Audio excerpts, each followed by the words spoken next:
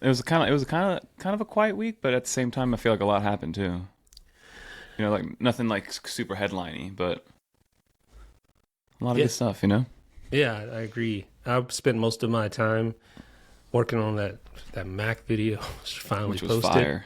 It was alright. It was alright. It's this one of those slow burn things. Like the last time I posted the Mac video, I was so disappointed because it's like the first month it didn't do very well. Mm-hmm.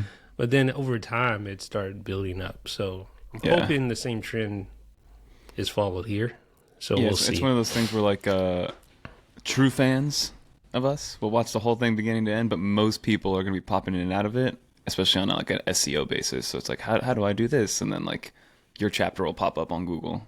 And I think Yeah. that's like you said, like it's gonna have a long tail for sure. Long tail for a long video. Mm-hmm. Yeah. But I'm glad it's done. Now I can kind of move on and work on some not fun stuff because I did have fun making that, but it's just one of those things. It's just one of those things where you're just waiting to get in the groove, man. I feel like I've Yeah, just been like on like at the starting line so many times and having so many false starts. And I just feel oh, like I just I once feel I you. get in that groove, I know when I get there, but it's just like getting there it's just a uphill battle. So we'll see. No, I mean literally yesterday, I like sat down on my computer and I had plenty of things to do, but it was one of those what's that saying? Paralysis by analysis, right? I kept like looking at it and like kind of starting one thing for a second, but then getting distracted by another thing, and it was like 3 hours later, and I hadn't done anything. Yeah, you yeah. know? And that's like the whole thing. Like, I hate those little buzzwords. You know, like people put things in their kitchen, eat, love, live, or Yeah. whatever. Rise and Those, grind. I hope I didn't offend you. Do you have one of those? I do not have one of You those. don't have I eat, remember it was love, like a mantra in my high school at one point. I remember. God. live, love, family. Let's eat. Yeah. You be in the kitchen, it'll say like, let's eat. Yeah. I mean, does that need to be said? Yeah, Like, right. Like obviously I'm gonna eat in the kitchen, bro. You don't gotta tell me. You don't gotta motivate me to do that. yeah. So I'm not a fan of buzzwords and sayings like that. But like I've said on this show before, I do strongly believe that there are no shortcuts. Like there just isn't. And that's kind of where I need to, every time I feel like, oh, let me optimize this a little bit or let me try to, it's just like, dude, just do it. Like there's no Yeah. shortcut. There are Nike. shortcuts, but there's not. You know what I mean? For sure. I mean, you gotta find that like literally once you hit that groove, which I was kind of feeling this morning, and I'm still kind of in it right now. It feels good. You're just like doing it, you're doing it, then you start checking stuff off, and then you're going, as opposed to just like I don't know yesterday I was unbelievably distracted for no reason, and it was bothering me, and it was distractions with other work stuff. So it wasn't like I was like doom scrolling for no reason. But eventually I kind of turned it on, and little by little, you just got to start one foot in front of the other.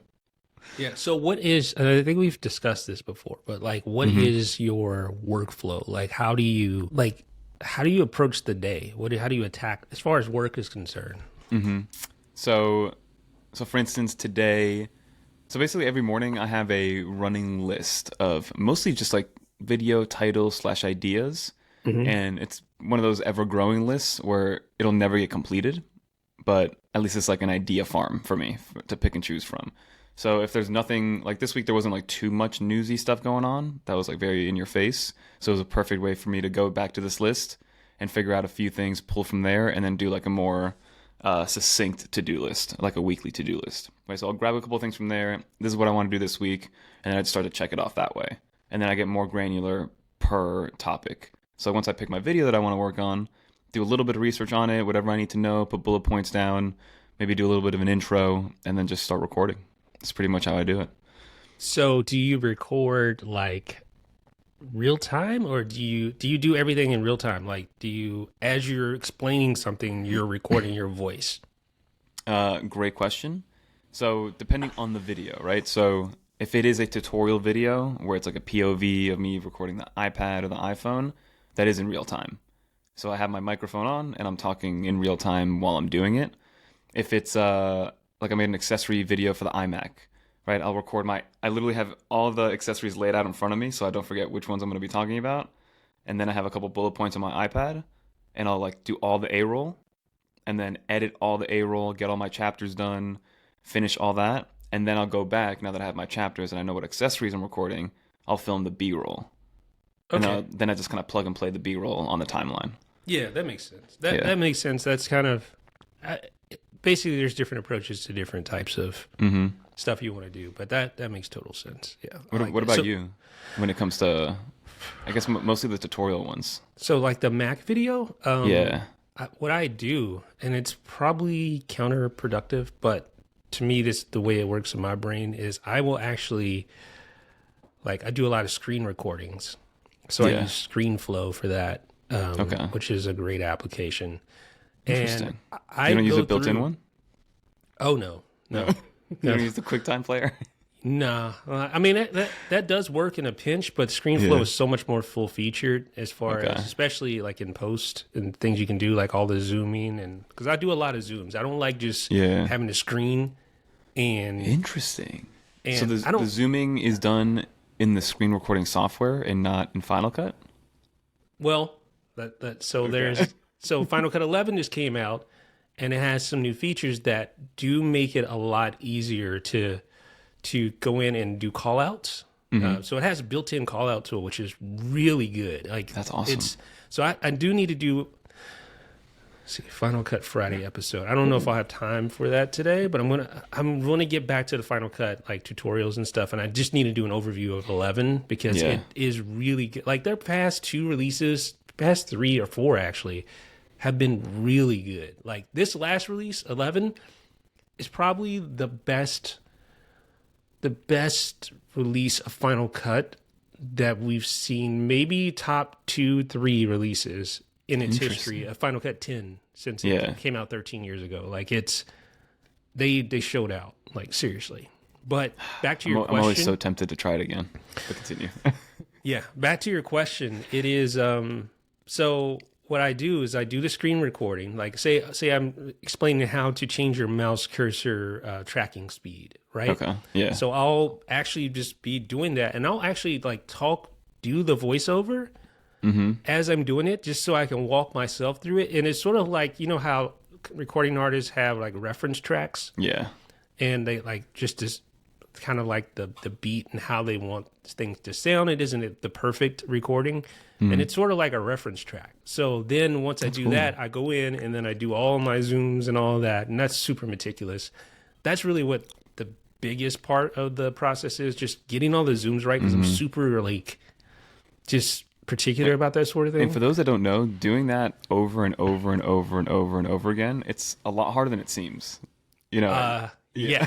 I know exactly how painstaking that is, and it's there's a lot that goes into each zoom in and zoom out. Trust me. Imagine doing that 500 times. Like that's literally probably at the least. If not 1,000, like in that last video. So I mean, it's super meticulous. Now, granted, is it necessary? Probably not. But to me, it makes the viewing experience so much better. Like it's so much easier to follow, right? I always have that internal battle with myself when it does come to screen recording stuff of whether or not I should do that. Like if it's worth the time for this particular situation. Yeah. And most of the time it is worth it. you know? Sometimes for some of the zooms I do, it's probably not worth it, but it's just like, I don't know. I am super... It looks better. 100% looks better.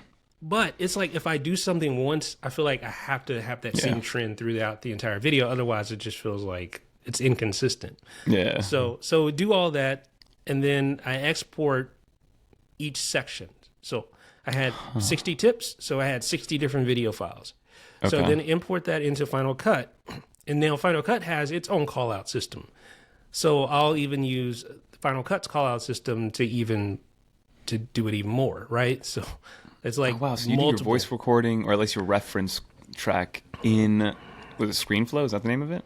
The reference track is in ScreenFlow, but then in Final Cut, then I do the final voiceover for each clip, and that takes. I mean, I looked at my because with Final Cut they have what they call auditions, and if you like mess up, not mess up all the time, right? But you can just click a keyboard shortcut, and it starts the recording over again, so you can quickly like fix it. Okay. And I think I had like 1,000 recordings. Oh man, 1,000 voice recordings. So that's the crazy. type. That's why my videos take so long, and that's why it can Yeah. be overwhelming in my mind. Like, it's a lot of work. People just don't realize how much insane effort it takes to do that. Now, it's not tooting my own horn or anything like that. Like, Not there's tooting. tons of people Do that it. do that, but it takes a lot of work, and that's why it takes so long. And that's why it can be really disappointing if it doesn't like do well, because it's just like I put all this effort into it and then blah. But the last one for did sure. 3 million, so I'm hoping maybe if we can get this one to be, if I got 500,000, I'd be happy. Yeah. But I don't know. We'll see. No, it's crazy. And no, definitely toot your own horn, dude. Every once in a while, we No. gotta pat ourselves on the back because that's so much work, especially for an hour-long video.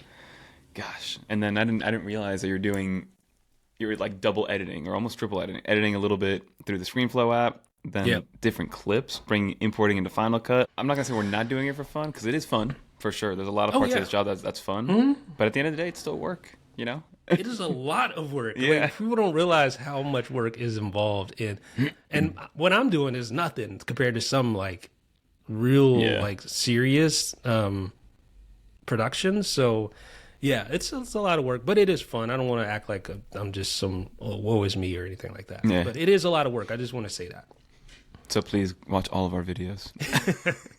I guess to segue a little bit from Final Cut, did you edit everything on your new Mac Mini? Yes. So that was another Yeah, talk to me about that. That was another challenge because, and I guess we can just talk about the Mac Mini. Like, Yeah. it's an amazing, like, all the videos you're seeing about people like ranting and raving about the Mac Mini is true. It's warranted. Yeah, it's warranted. But I mean, it's also kind of, I won't say annoying, but like the Mac Mini has always been great. It's Yeah. always been a really great platform. I feel like people are just now waking up to the fact that the Mac Mini, just because it got this redesign and it's cute and It's it's literally, that's a great way to it's describe just it. like, but the Mac Mini has always, for a long time now, been, since 2018, even the Intel version was great. Like, remember that 2018 refresh? Yeah. That was great. And I feel like people are, it's not bandwagon, but it's just like, okay, yeah, it is great. The M4, I understand all that, but this has been a pretty good computer for almost half a dozen years now. Yeah, And- I mean, even and- the one with the predecessor, it didn't get the M3, right? It was M2 Pro. It was M2 and M2 M2 Pro. Yeah. That was still was good. fantastic. Yeah. So it's You like, know? it's weird that there's so, I mean, I've never seen so many Mac Mini videos. Like, it's just like, I've never seen so much attention given to the Mac Mini as it has now. And it's almost like people are just now realizing that this is a great computer. But at the same time, I don't want to like rain on their parade because it is true. Like the M4 is a powerful computer, but I think the big thing is the fact that the entry level model is so capable now. Yeah. I think that's the key. That's the For sure. difference. I think so. I think it was Snazzy Labs maybe that made a video where he was saying that yes, the entry level Mac M4 Mac Mini is the greatest thing that we've seen at that price point. There's nothing that easily. compete to it. Whether you try to build it yourself or you try to go on the Windows side or whatever the case is, there's nothing that can compete Nothing. with $599 and even $499 Education Store, by the way, for the entry level Mac Mini. But then he also mentioned, which I thought was a good little, I guess, like spectrum of thoughts, where the upper end ones start to become a little bit of a ripoff. He kind of went a little bit too far with that in terms of like the word ripoff, but I can kind of see how when you start to spec it up a little bit more and the price point starts to increase, then the price ladder goes into play. And then he started talking about how you can build other computers for that $1,400 price point. But I do think, like you said, the entry level MacBook or entry level Mac Mini deserves all the hype that it's getting. It's insane sure. what it can do. For sure. The specs, the ability, and I'm getting that same feeling that we got when the M1 MacBook Air came out, and everybody was showing the videos of themselves like opening every single application Yeah, I instantaneously. remember those days. Yeah, it's kind of that same feeling again, which is something we hadn't gotten in a couple years. Yeah, it's warranted. The props that people are giving to this machine is warranted, and it's because the base model is so capable. Like, the base model has always been good, but it was always a sort of it's good, but But like increase the RAM if you have the budget for it. Yes, you know? definitely increase the RAM. It's good, but only if you go spec up to the next, It's the next good RAM. only if you have 8 Chrome tabs open. You know? Yeah, right. But this is legitimately usable as like, even with, I edited that entire 1 hour long video with, like I said, there were tons of clips, tons of audio, tons of effects. Granted, I did encounter a couple of bottlenecks, but realistically speaking, like that's to be expected given how much I had going on. And then I had multiple apps open, multiple windows, multiple Safari tabs. Like I had like Affinity Photo, I had like Notion, I had the Apple Music app, I had Mail, Safari, all these things running at the same time as Final Cut Pro. It's pretty impressive, dude. Like I only have one out of memory like error the entire time. You know, a little thing pops up, says, you're out of memory. You need to kill some apps. That only happened once. Now, granted, I was swapping to swap. Like the swap was filling up. Like, but Apple's architecture with their M series chips are so much better than like the Intel days where it was such a slow process to swap. But swap memory, but now because of everything being so tightly integrated, it's not as noticeable. It's still noticeable. Yeah. You do notice it, and I did notice some slowdowns with Final Cut. I did notice some little beach balls and stuff like that occasionally. But again, I'm editing an hour-long video with tons of effects and everything and all these other things open. Realistically speaking, it performed admirably. Yeah, I mean, so, like again, $5.99 to push it to the extremes, push it professionally. Like, it's insane what you can do. And you got yourself a cheap $20 mouse, a cheap $30 keyboard, a cheap $100 display. And you're cooking with fire there. Like there's like no real limitations to anybody having that baseline computer, you know, which is cool to see. And I mean, I haven't pushed it as hard as you have, and I've had 0 issues. Like we're both using it right now to record this podcast. I have 17 Chrome tabs open. I have a couple Safari tabs open. I have Slack open. My desktop is filled with files. I even have Excel open because I was playing around with it. So. Like everything is, and it's working fine. It's humming along. It's still cool to the touch. It's not getting warm. And that's another thing. Like I mentioned in a comment that this is the best value Mac we've ever seen, hands down. And then someone mentioned, hey, but what about the 5K 27-inch iMac from a few years ago? And then I started thinking, wow, he has a point. That was an incredible value because not only did you have a full-on computer, you had a 5K display and the ability to upgrade the RAM. That was still an Intel-based one, though, right? Yeah, that was still an Intel-based one. But that was a pretty good value at the time. Yeah, especially hardware-wise. Like a 5K display right now, that's expensive still. Then I started thinking, yeah, he has a point. However, this is still better. It's not only way cheaper, you can add your own accessories, granted, but it's also quiet. That's the key. So quiet. That's the key for me. Like, this thing is so much more quiet than my MacBook. It's so much more quiet than any of those Intel iMacs. Way quieter. The Intel iMacs is like a plane was taking off every day, right in front of your computer, right in front of your face. And I value quiet for my Macs, and this because it's so quiet. Now, granted, I can make this thing sound like a jet engine as well. There is ways to do that, and I'll show it in my video. But that is not a real world situation that you're going to encounter. Like, pushing Cinebench scores and like letting something run in the background for half an hour. Exactly what I did. Yeah. Cinebench will make this thing sound like it is about to catch fire. So that is one way it can fire up, but that new architecture for cooling that Apple implemented is really good, and it stays cool to the touch too for the most part. I mean, it's warm, granted, but it is cool, and it doesn't make any noise when just doing regular work. Have you gamed on it at all? No, I'm not a gamer, but I do want to try the ray tracing. There are a couple of games. Myst, I believe, is one of them, and there's another one. I don't know of any other games that have ray tracing support on the Mac. Do you?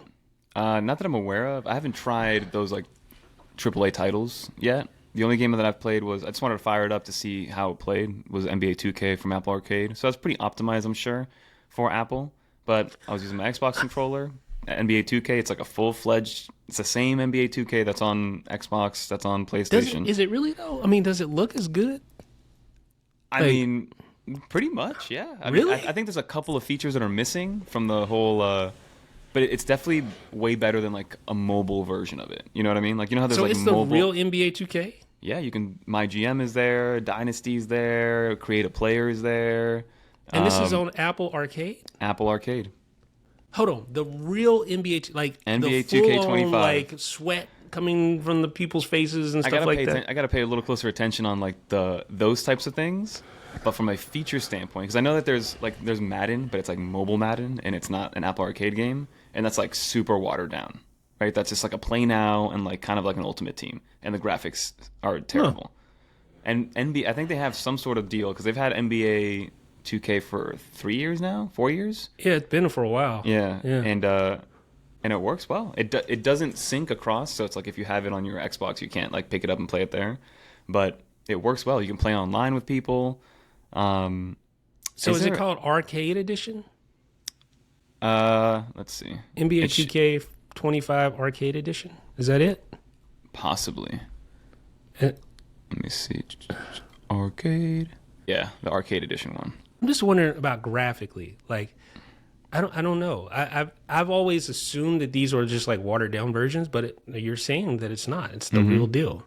I mean, so if you have Apple Arcade, which I bet you do with Apple One, just download it. It's a big game. I'm not gonna lie, 11 gigs. well, that being said, now with Apple, one of my tips in the Mac video is the fact that you can download Apple Mac App Store games or apps. Period. Anything over 1 gigabyte to an external drive now.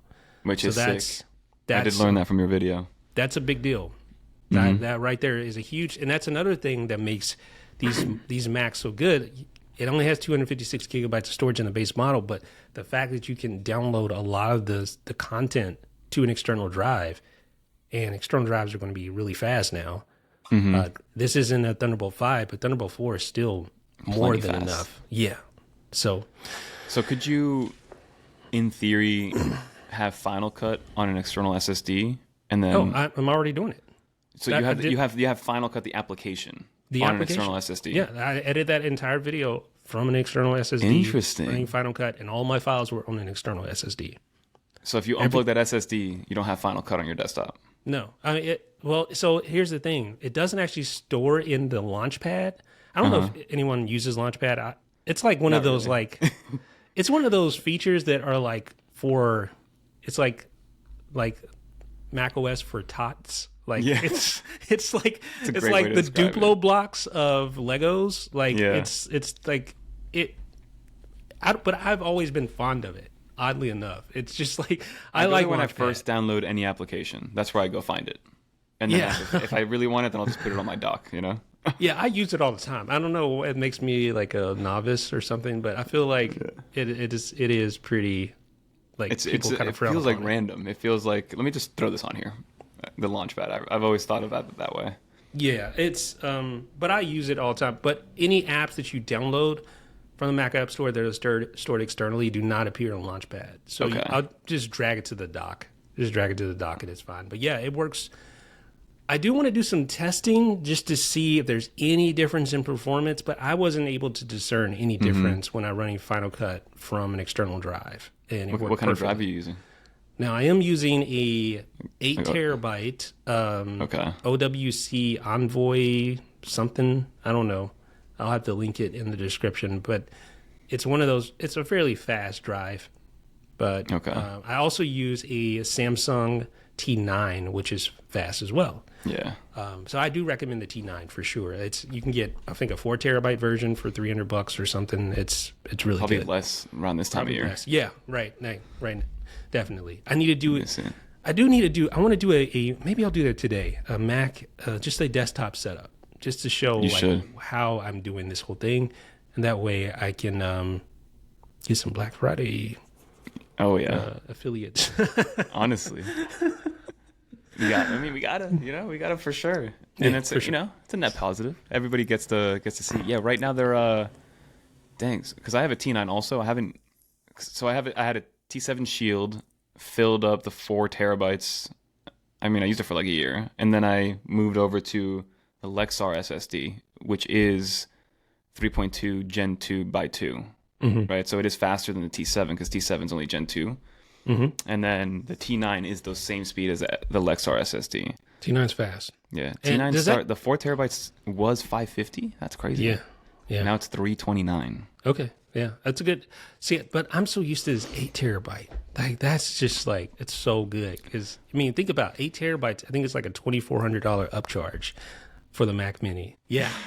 I'm trying to look here on Apple's website and see what the storage solution is, or like, what is the price for a storage upgrade to. So 2 terabytes is $800. Going on which one? On the Mac From Mini? the base model. Yeah, Mac Mini. So it's 800 to get. That's what you said, 2 terabytes? Yeah, and then if you want 8 terabytes, it's 2,400. But then you have to upgrade to the Pro, the M4 Pro, to get that. So really, it's more than 2,400. It's like 3,000 and something, right? That's why. Look, I'm on Amazon, Samsung T9, 2 terabytes, 193. You know? Yeah, so $1,399. It's tough to justify. And they kind of make you do the iPad situation where, again, I'm a big get the baseline of whatever and then get more storage after. But the M4 iPad is the first time I went to 1 terabyte, and it was purely because I wanted 16 gigs of RAM. Yep.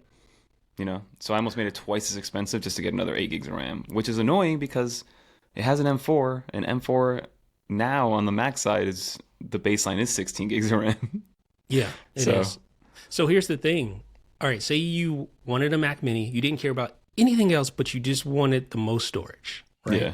You wanted a Mac Mini, you're fine with the base model, but you wanted 8 terabytes. That's a $3,200 upcharge. Oh, man. That's a $3,200 upcharge at the end of the day, because then you have to update to the M4 Pro, and then on top of that, which is $800 difference, and then on top of that, the $2,400 for the 8 terabytes. So it's just like, yeah, it doesn't make it's any insane. sense. Yeah, it makes no sense. Anyway, So external storage, everybody, definitely make that the desk setup. I mean, I would want to see it too. I kind of want to see what you have plugged into your Mac Mini. oh yeah, I want to show you guys for sure. Like, we're gonna get this thing out. Yeah. Are you okay with the amount of ports, the type of ports? Would you have wanted more? You know, what do you think? I am totally fine with what we have. It's great. The only thing I would change, and this is just something on my end, but I would have updated to the 10 gigabit Ethernet, but I just kept the base model. Okay. That's the only difference I would have made, because I do have like 2 gigabit speeds on my On your internet? ISP. Yeah. So I'm not really taking full advantage of that. I do have an external Thunderbolt, like 10 gigabit Converter or whatever it is. Yeah, 10 gigabit dongle, but it's just bulky.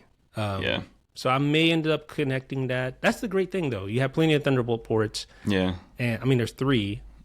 The last version had only 2 for the base model Mac Mini. So you're getting an extra Thunderbolt port, and then on top of that, you're getting 2 additional USB-C ports. So Do you miss USB-A at all? Did you have any USB-A stuff or no?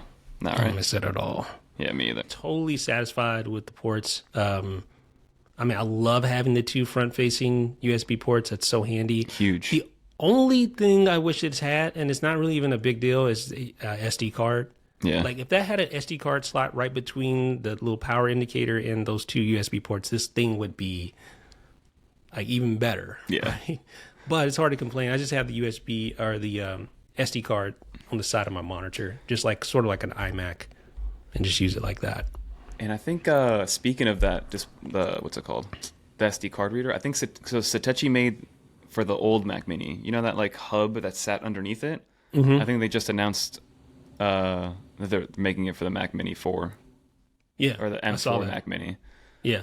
Which I love Satechi. I'm definitely gonna get my hands on that. Yeah, it looks good. Looks good. But I do like the simplicity of just little puck. It's so cute. Right? Yeah. Like, it's so... I agree. I think that's also part of the reason why people are hyping this one more so over the M2 version or the M1 version of the Mac Mini, because those still looked like the Intel version ones, right? But this one actually looks a little different, and like you said, it looks cute, and people like that about it. Yeah. So I'm very happy with the Mac Mini.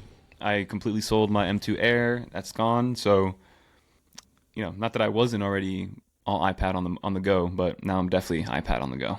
Yeah, for sure. I am looking forward to finishing this video, man. It's For sure. This is a remarkable product. Like I think all the hype is warranted for the Mac Mini. It's so good. Like $599 for an like the M4 is crazy good. It's crazy. Like it's better than my M1 Max in a lot of respects. And that's another thing that I kind of bring out in this video. Now, here's the thing. If you care about GPU performance, like in that last video, I think the last podcast we did, I was like, oh, you shouldn't buy the Mac Studio. It's the worst buy. And that is true in a lot of sense. But then I forgot, there's this little thing called GPU performance. Yeah. And this thing cannot compete with the GPU on the Mac Studio. It can't compete with the GPU on the Mac Pro. It can't even compete with the GPU on the M1 Max. Like it's just not, there's just not enough cores to compete there. So from a GPU perspective, no, this thing is not the latest and greatest. It's not the greatest, but from a pure CPU perspective, yes, it's crushing pretty much everything else. Literally. Except for the M4 Pro, obviously. Yeah.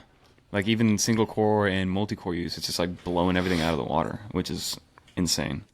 Yeah. But also to keep adding more value to this thing, if you're okay with getting this thing in middle of January, Amazon has it for sale for $500 brand new, $499.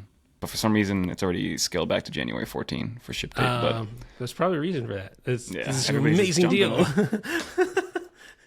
I just saw it on 9 to 5 Toys. Also, if you guys go to 9 to 5 Toys, they're always tracking Apple prices. Man, I love it.